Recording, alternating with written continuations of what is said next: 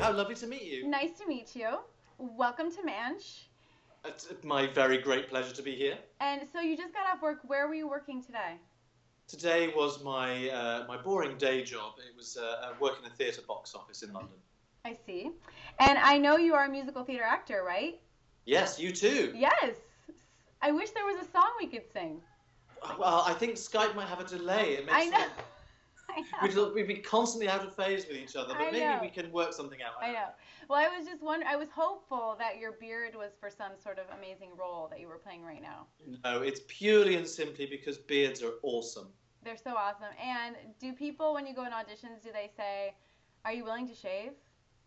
I would shave it off at the drop of a hat, right. Only for fun at the moment. Right. And it's interesting though, the balance of my life is geared much more towards knitting right now than towards acting. It's just the way things are working out. So let's talk about the knitting, because I'm actually just queuing up your Ravelry page. I had it queued up here, and I have 3 children, so someone must have clicked that little X. Ah. And I just want to, because I wanted to look at some of your patterns while I ask you questions. So tell me your knitting story while I find you on here. Go. Well, my knitting story is a long one, but then a recent one all at the same time. I originally learned to knit when I was probably about 7 or 8 years old. My sister was given a kit to knit the Pink Panther, a little toy about this big, and I wanted to do what she wanted to do. Unfortunately, of course, the kit only came with enough yarn for her to make one Pink Panther.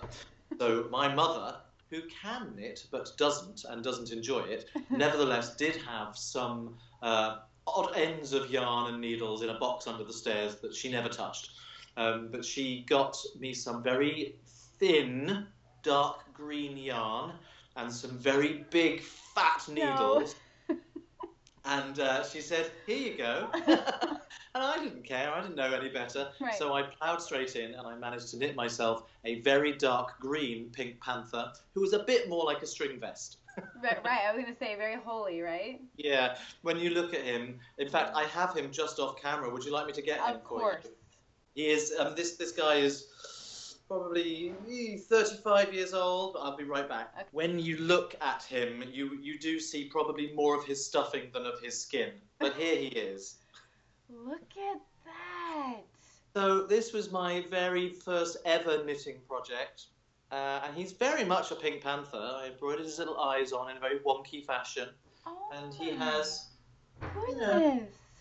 he has shaped feet, and I genuinely don't remember learning all the different things I had to do because there's quite a lot of detail in the shaping of his face and head. I did it. The first project, that is crazy.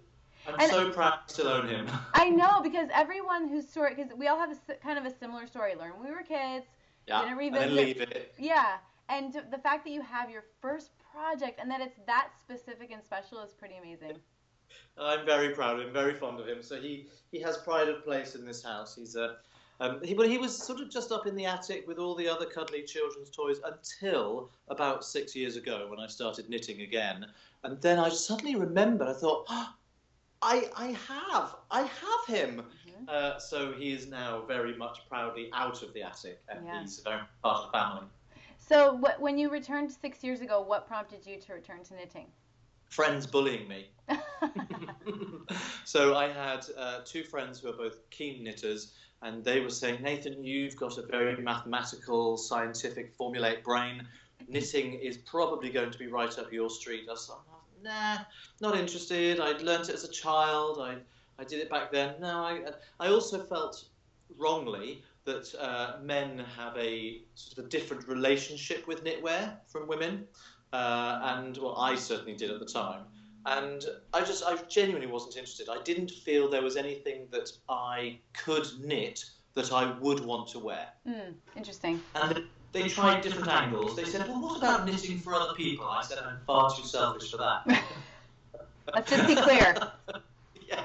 So then they said, after probably about 6 months of bullying, they said, "Well, what about socks? Because socks are kind of a little private project that you can wear, and you'll know you've made something, and that'll be fun for you, but you won't have it necessarily displayed externally, so that won't conflict with your ideas of what you want to wear. He said, wearing a knitwear jumper. Right. All that's changed, believe me. Yeah. And I said, okay, teach me how to knit a sock. So my good friend Sam decided, rather than just sit me down with a pattern and say, this is what you do, just follow this and I'll tell you what you need to know, he taught me the geography of a vanilla sock. Right. Gave me all the skills I needed for the engineering of it. He made me understand the architecture of it. And I genuinely think... Can you pause for 1 second? First of all, is Sam a man or a woman? This particular Sam is a man, okay, which is a joy. Okay, and my brother's name is Sam, so I just had to clarify. And then a vanilla sock, for those who have never knit a sock before, a vanilla sock means what? A vanilla sock just means a very, very plain, basic sock with no stitch patterning, not necessarily any colour changes. You can stripe a vanilla sock if you wanted different colours, but it's just going to show up as stocking stitch, or for you guys in the North American continent, stockinette, on all the way down it on the outside. So it's the easiest form. Yeah, because we learned cuff, gusset, heel flap, toe, things like that. And he taught me the traditional heel flap and gusset construction. It was really, really interesting. I mean, there's a lot of skills in a sock, so it's not everybody's beginner project. And I knit nothing but socks for a good few months. And when I was meeting other ladies who said, oh, she said, I've been knitting for 30 years, she said, but I couldn't knit socks. I was like, well, no one told me they were hard. Exactly. They're not. It's just, here's my mantra. You may or may not know this about me. I believe that no matter how complicated any project is, it's only ever one stitch at a time. Yes, that's good.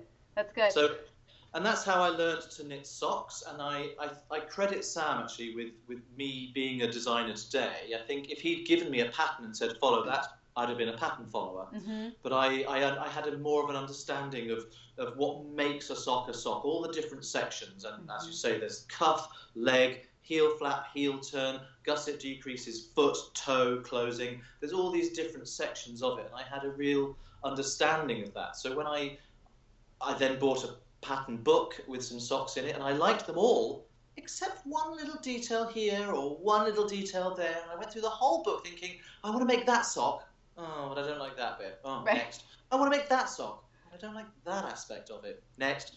And then I thought, well, why don't I just knit that sock but change that aspect? Mm-hmm. Bingo, I was a designer. Mm-hmm. And I think we're all designers, really. We all choose the colours we want. We all make modifications for fit, for size, for shaping, all of those things. That makes you a designer. It doesn't necessarily mean the creative juices to come up with something fantastically original that no one's ever done before. You are designing stuff that you want to knit with every choice you make. Mm-hmm. It's interesting. I was thinking about you today. I just sort of browsed your design page here, looking at all of the double knitting and like this, you're calling it the I-square. I don't know what we call it here, but the, I don't know what, I can't think of it right now. Yeah, QR code, yeah. I put it on my Christmas cards actually, and people can scan it and see a behind the scenes video. Anyway, but I'm looking at it, and I that was my first thought, was just what you said. Number one, he understood it like the minute he started, because I know you restarted pretty recently. I was like, he understood what he was doing, which I think is kind of rare. And secondly, he is a mathematician. Like, that was my second thought. And because it's just obvious, just even by looking at the finished product, you know, I'm scrolling here on the left, I just knew those two things about you. So I'm thrilled that I was right and that you said those right off the bat.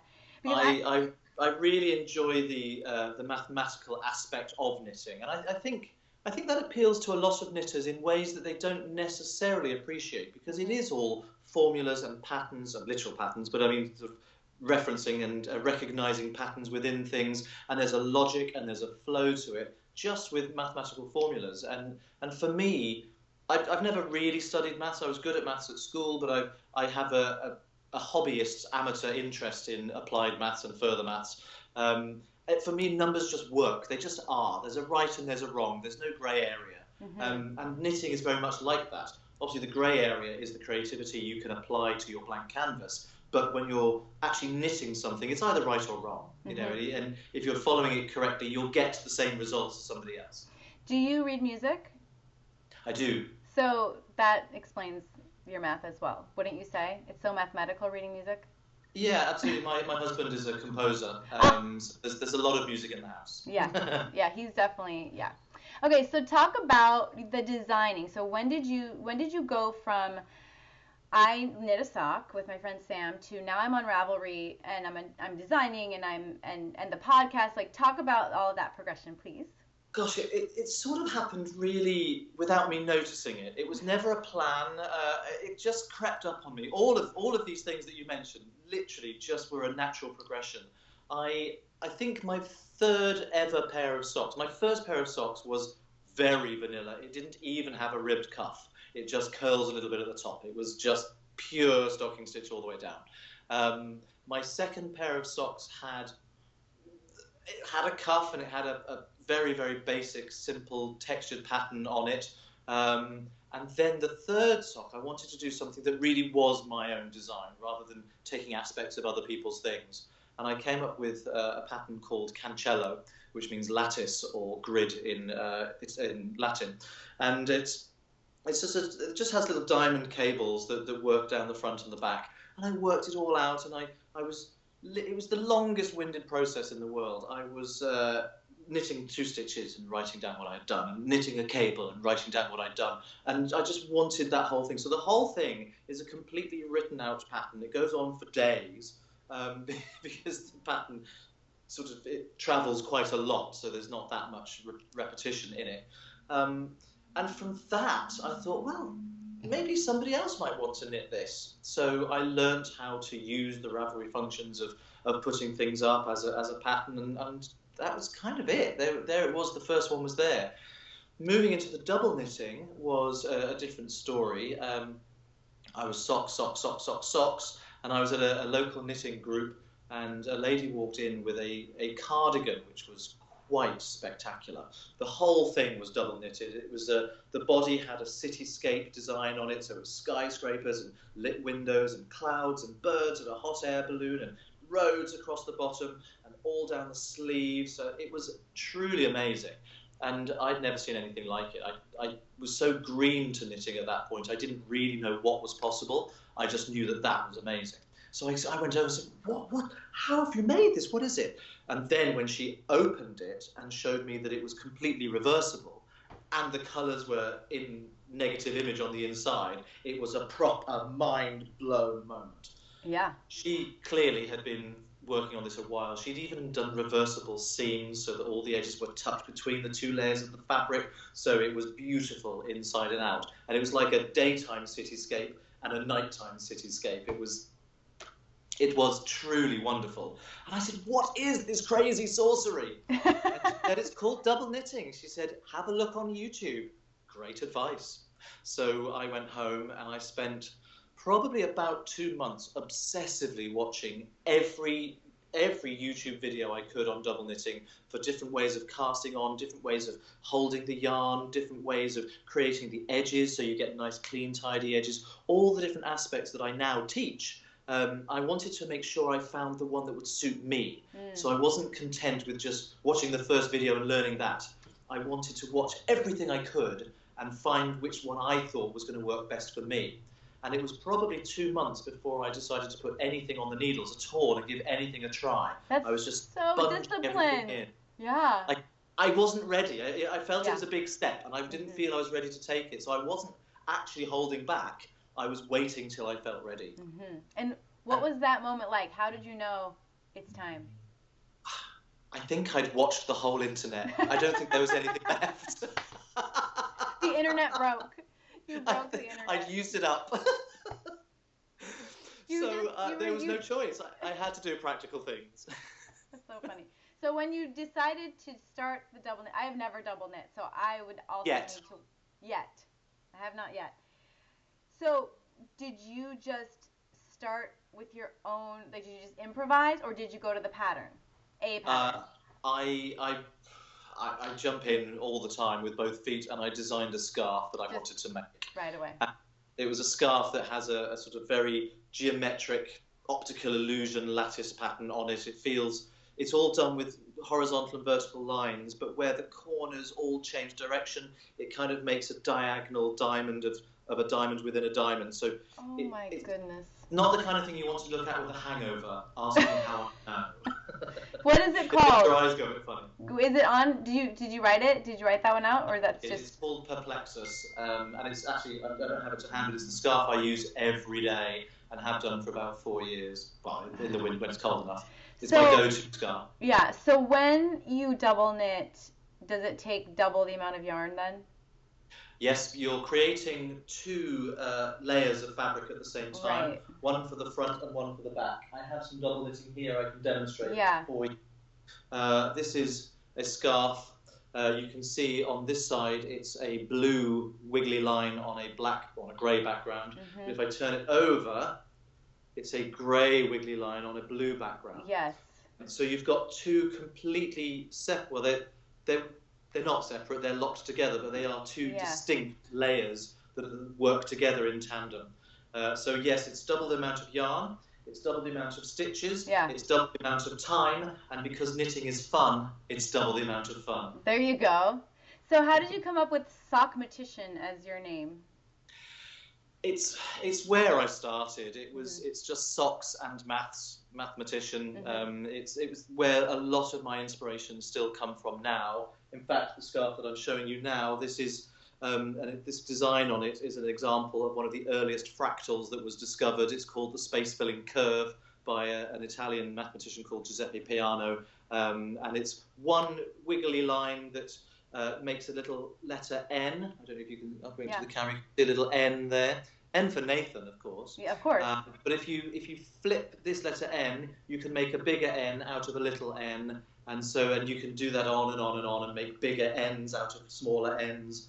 But it's one continuous line that just travels the entire length of the scarf. And should you ever have enough time on your hands, you could follow it all the way through. But why would you do that? Talk about my mind is blown. We could end the interview now. Double knitting is the best. I'm looking at the dither scarf. Is that also a double knitted scarf? It is. Here it is. I mean, look at that one. So dither is a way of getting a dither pattern in computer talk, in computer speak, is if you've only got 2 colors and you want to simulate a gradient between one, you use different concentrations of pixels to simulate the transition of one color to the other. Mm-hmm. So in the scarf dither, we start with black, and using more and more white pixels, it gets grayer and grayer. It feels like it's grey and grey until at the other end you get to completely white. Wait, that's only 2 colors? It's just black and white. I can't. No, it's not. No, it isn't. The whole thing is just black and white. No, I don't believe you. You're lying.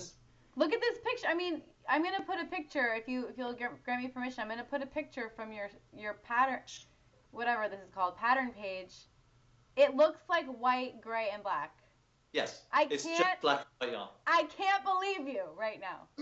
Look, here's the middle section. This is great stuff. It's just black and white squares. Something different.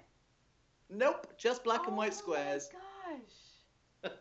Okay, so when you publish a pattern with this inspiration, do you talk about this? I'm looking in I'm seeing that you have a paragraph about this. So yeah, you explain it, right?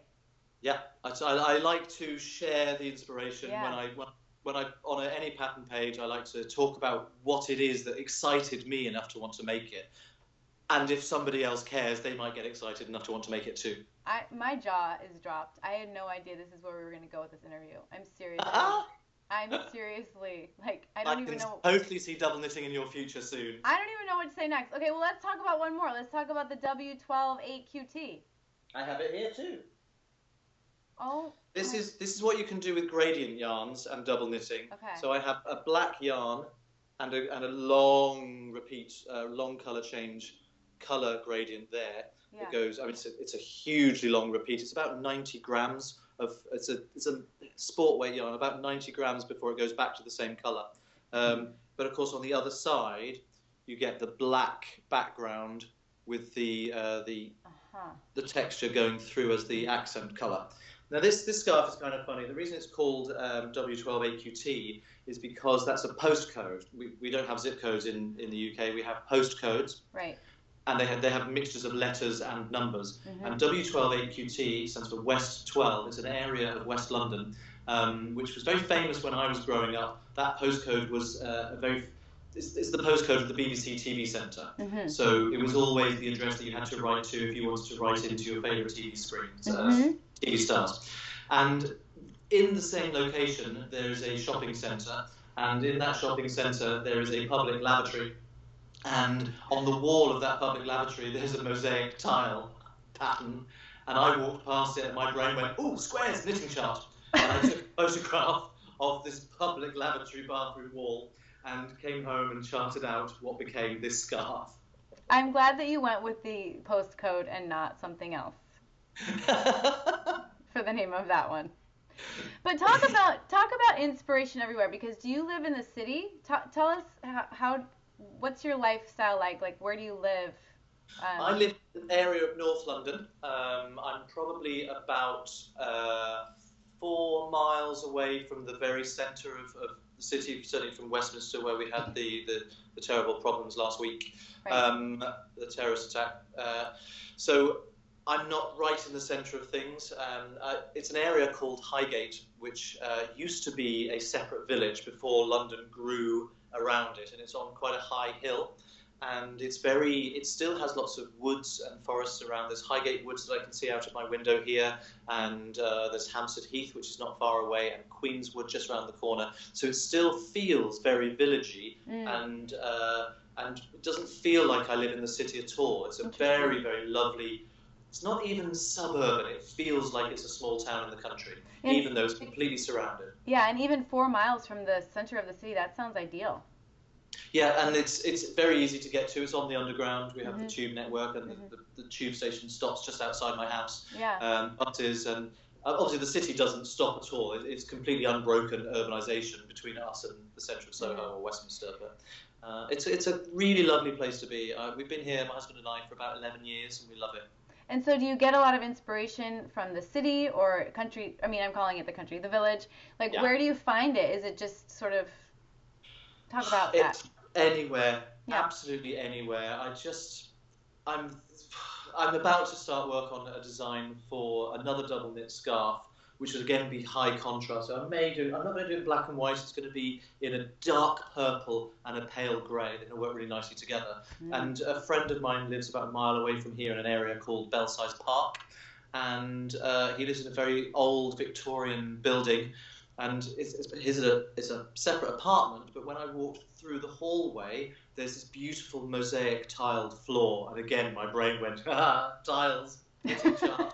Beautiful. So I just photographed it. I'm charting it out, and that'll be the next scarf that I'm making. So I do get a lot of things from architecture, but just from anything, absolutely anything. I can't. So you're not one of those people walking around with your nose in your phone. I try not to be. That's one of the reasons I started knitting in the first place, was not to live too digitally. I hosted my own podcast like you, and I was up at the Edinburgh Yarn Festival 2 weeks ago, which was absolutely wonderful. And I felt like the worst podcaster in the world because I didn't take any footage of anything. And I realized, you know what? I wanted to live it. Yes. Didn't want to experience that whole thing through a 4-inch screen. Yeah. It wasn't for me. So I tell stories. So when I got to my podcast, I had a really, really long episode split into 2 parts because it was so long, and I told the stories to share. If people couldn't be there, I wanted to give them the experience verbally in the oldest traditions of passing on information. Do you find, so I haven't been working a lot lately as an actor. I was actually just talking to my mom today about, excuse me, about how I had a lot of success in my 20s, which I'm really grateful for, and just learned so much, and I still have contacts in the industry. And I said to her, I feel down about the fact that I haven't booked anything in a while, but I have a feeling I'm going to look back and be really grateful because it's forcing me to be rooted in my children. I have teenagers and a toddler. And Right. I think it's meant to be that I'm here for them and doing this. And but this YouTube channel has really helped me have an outlet because I feel like my professional life meets my hobbies and passions, and it makes me feel really fulfilled. Do you find that as well? I do. I feel that there's a real balancing act at the moment with the work that I do as a performer, and the I'm trying to grow the knitting side of things at the moment, and trying to become more successful financially as a Hmm. designer, and as a teacher as well, because I teach double knitting all the time, and that side of things is getting bigger and bigger, and I think there's a real interest in double knitting from people who think that it's like I did, some strange kind of crazy sorcery that they could never do. So I'm really interested and keen to try and grow that as much as I can. I don't want that to be at the expense of my acting career. Mm. And it's been a couple of years since I've been in a long running show, but in the meantime, I still do lots of concerts and lots of corporate performances, and I've always had such a portfolio existence anyway. I tend to do a lot of comparing, hosting, and presenting for conferences and things like that, Hmm. as well as anything that will have me singing wise. Right. My husband, of course, is a composer, so he always gets a free baritone when he Right. wants to record anything or perform. But I'm also involved in a close harmony vocal harmony quartet group. There's loads of us, and that's going from strength to strength at the moment.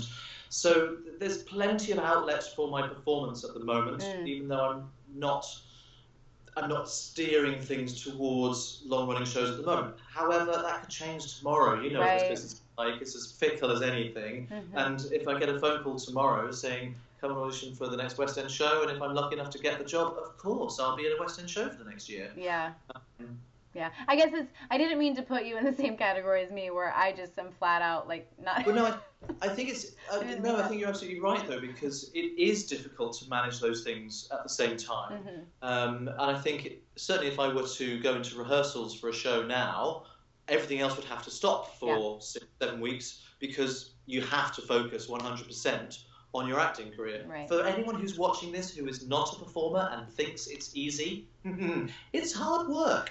And I don't just mean, oh, it's hard to get the jobs. When you're in a job, you have to work hard. You have to focus every ounce of who you are and what you do and all of the skills you've ever learned into it. Otherwise, you're not doing it justice, you're not doing it properly, and you won't do it well. Hmm. I agree with that, and I think that's one reason why whenever I sort of fantasize about, oh, if I could have just been in this show, I know that I would be so distracted by my Yeah. children, and because whenever I'm like you, I like to research, I like to really focus on it, and be in that role, and it's my vocal health first of all, I'm Yes. constantly like pick up your laundry, and Yeah. so it's just that that and then on top of just all the energy it takes to be a mom. My friends who are mothers who do it, I'm like astounded that they can, because I know that I just don't think I could. So really interesting. Our lives always evolve in ways that we don't foresee. Mhm. I'm never not going to be an actor. I don't think it's ever something I'll say, oh, well, I'm just doing the knitting now. I couldn't. It's my biggest passion. Mhm. It is who I am. Again, you talk about the state of your vocal health. That's a massive issue for a singer. Mhm. Psychologically, if you're aware that your voice isn't quite as tip top as it should be, then it can really bring you down, and it can make you worry, and you can fret about it. And that sounds really neurotic, but it's such an important part of who we are and what we Mhm. do, and the margin for error between perfection and not able to perform is actually tiny. Right. There's Yeah. you have to keep everything. You're an athlete. When you're a Mhm. professional singer, you are an athlete. And unlike thighs or glutes, the muscles are tiny. So it doesn't take very much for them to go wrong. And I think that is what makes singers kind of paranoid and neurotic about their voices, but with good reason. I want to get back to knitting, but before we do, I've been trying to find a way to watch your musical about your wedding. Ah, Can you tell me what well, that is and how I can see it? um, I I'm not sure, unfortunately, I'm not sure there's a way for people outside the UK to watch it at the moment. Okay. I'm going to try and work on that. It's called Our Gay Wedding, the musical, and it's our actual wedding was sung. So it wasn't that we made a film about a wedding. It wasn't anything like that. My husband and I wrote our entire wedding ceremony as a musical, which we and all of our guests and family performed, including the registrar. She sang everything that she had to sing to us. We sang our vows to each other. Our mothers sang a duet. All of the congregation sang in the chorus numbers. We wrote the whole thing. I can't. Did the registrar have to audition? Yes, we had a team of people working for the production. It was done for Channel 4, which is one of our major stations over here. The reason why we did it was because it was the first day that same-sex marriage was legal in this country. It was the first day? So we got married on day one, and we wanted to make a big song and dance about it, literally. Literally. So that's what it was all about. And it wasn't just our story. We were also telling the story of the social progress of the UK and how we've gone in less than 50 years from homosexuality being a criminal offence to being able to get married on national television. And we also were telling the story about how, although we were lucky enough to do that, there are many people, there's 80-odd countries around the world where it's still illegal to be gay, and in 5 of those, you can be put to death. Right. So it was serious stuff that we wanted to showcase, as well as, look, we're getting married. This is the normal side of 2 men in love who just want to spend their lives together the way anybody else does. And so all of those things were really important to us. So when did you know that it was going to be that? Like, how could you plan that? Maybe not knowing when the first day it was legal was going to be. Like, how did that? It all had to happen really, really quickly. The original concept was nothing to do with me. It was my husband, who works in film and is a composer, so he makes musical films and documentaries anyway. And he was working with the executive producer of the film, who was the head of the production company that we worked with. And they were thinking about doing a musical civil partnership years ago, before there was any hint that the law would change and have full marriage equality. And then it never kind of got off the ground. Civil partnerships were old news. We'd had them in place since 2005, and no one was really interested. Then there was news that the law was going to change. And Archie, the producer, phoned up Ben and said, I think we should pick this up again. Now it's newsworthy. Now it's current. Yeah. There's a life for it. And it still was never going to be about us. Ben and Archie, they were going to write and produce the show, and they were going to find a couple who wanted to get married in this way. And they were thinking, well, who could it possibly be? It needs to be a couple for whom musical theatre is a really big part of their lives. It needs to be someone who has the capability to be able to perform it and maybe have families who would be involved as well. And at no point did it ever occur to them that it should be us. Until Ben eventually said, you know what, I think this is mine and Nathan's story. And Archie said, do you think he'd go for it? And Ben said, I'll have to ask him. So that was how that came about. But in terms of fixing it to the date, we then had to wait until the announcement was going to be made of what the date was going to be. And then we had to go to different broadcasters and say, this is the plan, do you want it? And because of all this stuff, it's so complicated to try and get people interested, to raise the money, to say, yes, we're going to do this project. By the time we got a final, yes, it's going to happen, bearing in mind we'd not written a note yet, and we'd not even told our families that this was likely to happen in case it didn't, we then had 7.5 weeks to put the film together. I can't. We had to write 45 minutes of music. We had to plan and structure all of the different things that were going to be in it. Some was going to be pre-recorded, some was going to be the ceremony which was happening live. We had to get the venue sorted, all the guests. It was the most stressful time you can possibly imagine. I know everybody's wedding is the most stressful time you can possibly imagine. I bet we may have had a couple of other strata of stress going as well. I think you win. You win. Were you engaged?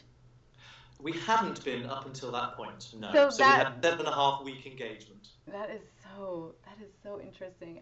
I'm dying to see it. So Nathan, I'll make sure you can. Yeah, it's amazing. Okay, so tell me about teaching. What's that like for you? Do you travel? What do you do? I love it. I absolutely love it. I never used to think I was one of life's teachers, and as an out-of-work actor, an actor who is sometimes out of work, one needs to find other jobs, and I tried my hand at teaching children. I just not interested. I'm genuinely not interested in being anyone's paid babysitter. I don't want to be telling people to shut up every 5 seconds. And I didn't think teaching was for me. Then I started teaching adults drama, singing, and acting through song, people who were drama students who had a vocational interest in wanting to take this further. And suddenly I realized the difference is when you've got somebody who wants to be there, it's a whole different ballgame. So from that, knowing that I had the double knitting knowledge that a lot of people don't, I'm astonished that it's still as niche as it is. I think the results can be so beautifully, jaw-droppingly amazing. You can do things like this with double knitting. Yeah. It's so varied, and this is like a huge shawl. Yeah. That covers me up entirely. You can't see it. I'm sorry, my lighting's so terrible. I'm all uplit. No, that's good. I can see that. That was good. It's so amazing, and I think people are frightened of it, and I just wanted to share that. So I started teaching locally, just with like groups of friends, and saying, why don't you learn this? And I realised it was something I really enjoyed doing, and I started getting teaching sessions at local shops, and now it's at yarn festivals, and I'm teaching at quite a lot of different festivals this year. I've just done 3 classes at Edinburgh. I've got one coming up another one in Scotland in September, and in Birmingham in July, and shop classes. But it's so exciting for me when that light bulb moment happens in somebody who has possibly been quite nervous of the class because they may have been knitting for a long time, but they're coming out of their comfort zone. They're working with 2 colours at the same time. They may not have done that before. And at the beginning of the class, there's always a lot of talking. There's a lot of setting up and things that I need to get them thinking about. And you can sort of start to see people going, I'm never going to remember all this. Right. And they get going. And then they go, at the moment, all I'm doing is I'm just doing what the crazy bearded man is telling me to. And then they turn their work over to do the next row. And they see that it's a different colour on the back. And they realise that everything that crazy bearded man has been telling them is true. Not only is it true, it works. Not only does it work, they've done it. Yes. And you see people, I've seen people actually blushing with pride, literally getting red in the face because they're so overwhelmed at what they've just managed to achieve. Because, and here's the big because, the big secret is it's a lot easier than you might think. Right. It's very, very doable and is only 1 stitch at a time. 1 stitch at a time. So when you plan your year out, how far in ahead are you getting booked to do things like this? Well, for Edinburgh, I was actually in talks with the organisers of Edinburgh at last year's Edinburgh Festival, so that was a year out. But it can be anything from 4 or 5 weeks to 8, 9 months in advance. And at the moment, in the past, as an actor, I've been wary of putting things in the diary because you never know what's going to happen. At the moment, I'm letting that be the case. Because then just deal with it when it happens. Yeah. If a job comes in, I'll deal with it at that point. I don't want to let people down. My acting career is very important to me. My burgeoning knitting career is also very important to me. And there's going to come a time where that's going to be difficult. Yeah, just cross that path when you get to it. Or you could book a ton of stuff because that is almost Murphy's Law. Like now you're going to get that West End show. You never know. You never know. So how do I know how to pronounce that word, You're saying Edinburgh. Edinburgh. Edinburgh. Borough, but borough. Borough. How do you know, is that just because you're English and Englishman that you know how to say that correctly? Yes. Although it's a Scottish city. I know that. But, you know, you're close to Scotland. Closer to Scotland than I am. We're close. I think a lot of people struggle with it. Some people say Edinburgh. Some people say Edinburgh. So it's 2 separate syllables at the end rather than just bruh. Yeah. Because we have a city here called Pittsburgh. Yes. And so I want to say Edinburgh. But does Pittsburgh have an H on the end? It doesn't, does it? Yeah. Yeah. Oh, does it? I thought it was just B-U-R-G. I don't know. Oh, yeah. If it has the H, it's the same. So it should be Pittsburgh. Pittsburgh, yeah. Yeah. Okay, all you Pittsburghites, you're saying it wrong. You may have quite a fight on your hands trying to convince them of that. I've been asking all my interviewers 9 questions, and look, my daughter, speaking of kids, she's made, look, this is for you. Oh, it's a rainbow. She's been, and it says the ultimate knitting questions. Look at that. Fabulous. I love it. I have 9 questions for you. You may not know this about me, but I adore rainbows, and I'm knitting rainbows in socks at the moment obsessively, and particularly the 6-stripe rainbow for the Pride Equality flag. So. It was meant to be. Perfect. Before we do the 9 questions, which is how I like to end my interviews. I'm excited. Are there any parting thoughts? Any thoughts on being a man who knits? Which, I mean, I think we covered it at the beginning, but anything you'd like to say, a man who's watching who maybe is just getting started or has feelings about it? I think, interestingly, it's surprising to me that there are fewer male knitters than female knitters, because, now this is a terrible gender stereotyping, but I'm thinking more in terms of biologically rather than societally. The male brain, female brain argument that goes on for centuries, what is considered to be male brain attributes is the kind of stuff that knitting requires.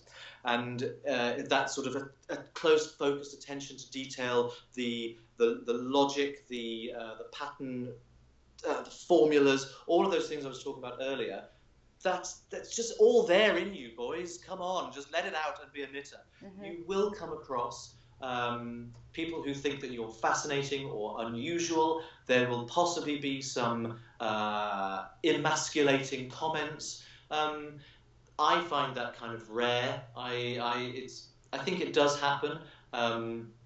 People do seem to think that knitting is a girl's pursuit. It's not. It's just a pursuit. But it's so fulfilling. It's so rewarding. I knit in public all the time. I knit on the tube. I was knitting a sock on the way home.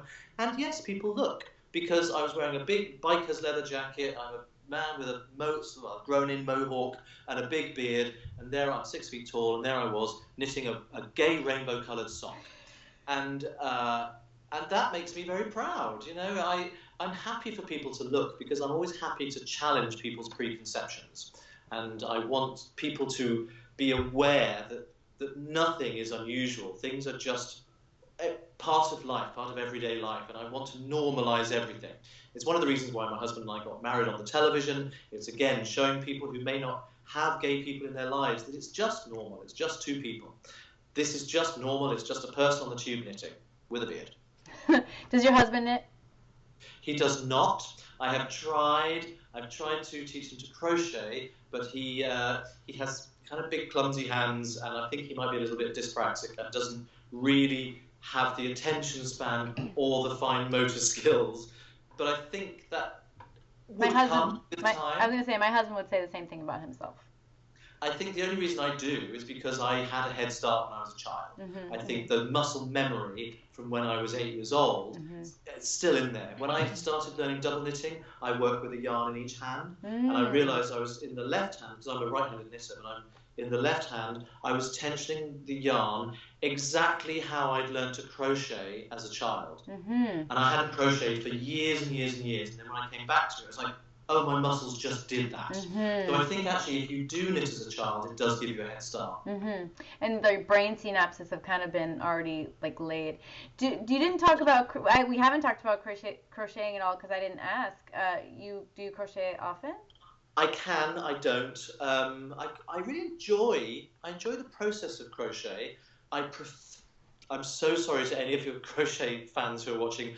Personally, I prefer the textures I can make with knitted fabric than with crochet, but I actually really like the act and the action and the process of crocheting, so I have a sort of a disconnect there.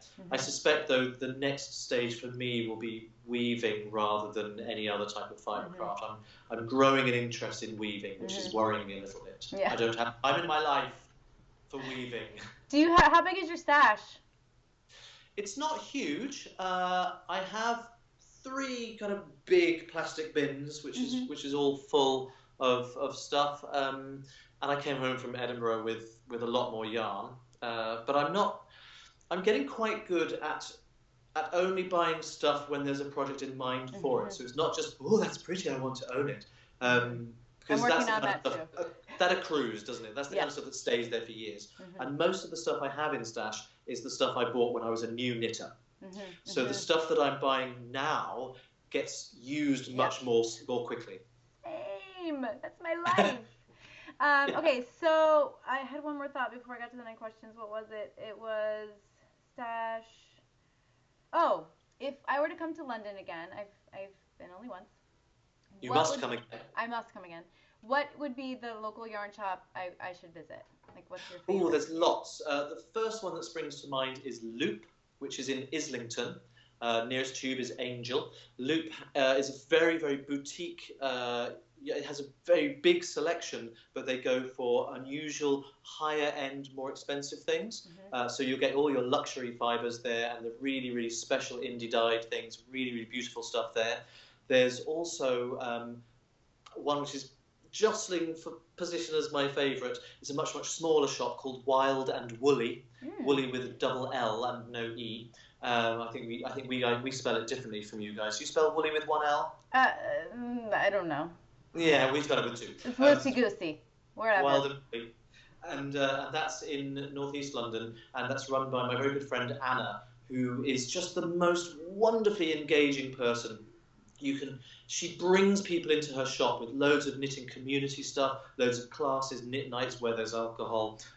There's also she'll tempt you in. She's a demon, but she's so wonderfully giving and generous of herself. You can go in there with any problem and she'll help you out. She's there on hand with wonderful advice, and she just makes that shop fantastic. And it caters to quite a broad range of knitting tastes and budgets. So she's really one to go for. Awesome. Okay, ready for the questions? Come on, hit me. Knit or crochet? Knit. Weave or spin? Weave. Cashmere or alpaca? Alpaca, most definitely. I'm the same. Bulky or fingering? Ooh, fingering. Sweater or socks? Socks. Color or neutrals? That's really, really hard Oh, because I love saturated, big, bold, bright, crazy colours. I have a hat here which has fallen. No, I have a hat here which is the craziest, brightest colours you've ever seen. If I can find it. Oh, do you know what? It was here a second ago. I've buried under loads of knitwear. It's neon pink and yellow. But I get so excited about the range of neutral, natural colours that you can get that are undyed, that come straight off the back of the animal. I can't say both. Like what you're wearing, right? This is a great. Yeah, you can say both, but you're gonna say. I'm going to say colour. Okay, favorite place to knit in public? Favorite place? The tube. Of course. Favorite project of all time? Oh. I would have to say my Sanka scarf, which again is here. This is a scarf that I knitted based on lots of traditional Scottish black and white patterns. It was an absolute joy to knit, and I genuinely slowed down at the end of it because I didn't want to finish. Okay, what's on your needles right now? I know you were talking about a design you have. What is it? Yes, I've got. I've always got a pair of socks on the go. The rainbow. Yes, the rainbows at the moment. Usually a pair of vanilla socks. I like to have brainless knitting for out and about travelling. I've got 2 different double knitted scarves on the go. One which is based on 16th century Italian patterns that were found in this wonderful book that I found in an archive online. And it's 4 different colours, but only 2 at a time, but different combinations of those colours. The other one is a version of this same pattern, but rather than just flat stocking stitch double knitting, it's done with cables. So the design is done with diagonal lines that cable on the back of a contrasting background colour. It's crazy and very long-winded to make.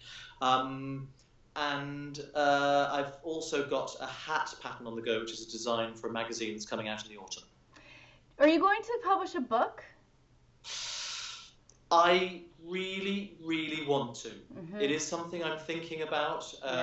You need to. There are double knitting books out there. I have an idea for something which combines double knitting with a different type of technique, which not many people do. So I think I want to get something new out there, something different. Yeah, I think it needs to happen, and especially because of the amount of research and the inspiration, like that is so interesting, and I would really enjoy reading about that. You know, having that in text and having, you know, like I would love that photo you took in the lavatory, as you call it, next to the text. Like, that would really interest me. So. And I think it's really important in a book as well. Yeah, I mean, it's fine for a book just to be a how-to, but I don't know if you're aware of a book called The Book of Haps by Kate Davis and Jen Arnold Culliford. Yeah, it's about these triangle... Scottish shawls. Yeah. Mm-hmm.